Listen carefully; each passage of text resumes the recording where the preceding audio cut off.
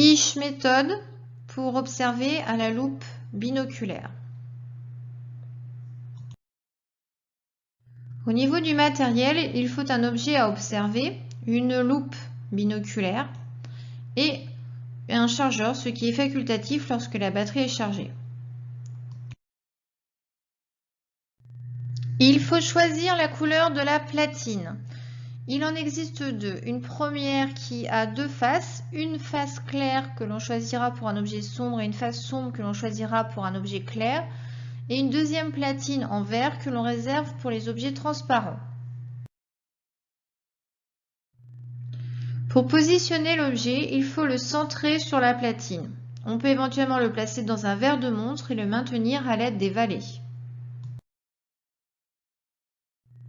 Pour éclairer l'objet, il suffit d'appuyer sur l'interrupteur, mais attention, il existe deux positions. La première permet d'éclairer par en dessous, on l'utilise donc lorsqu'on a une platine en verre. La deuxième position permet d'éclairer par au-dessus, c'est celle que l'on utilise principalement. Si vous n'avez pas de lumière, pas de panique, allez chercher un chargeur.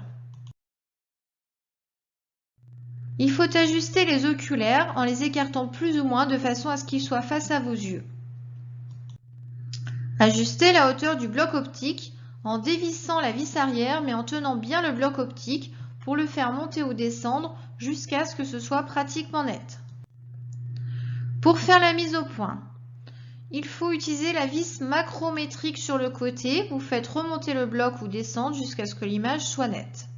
Affinez à votre vue la mise au point avec la bague de réglage de vue. Choisir le grossissement en faisant tourner la bague de l'objectif. Il faut que votre objet soit ni trop petit ni trop grand de façon à ce que vous le voyez entièrement dans vos oculaires. Calculez le grossissement en multipliant le grossissement de l'oculaire par celui de l'objectif. Ces deux valeurs sont notées sur l'oculaire et sur l'objectif de votre instrument d'observation.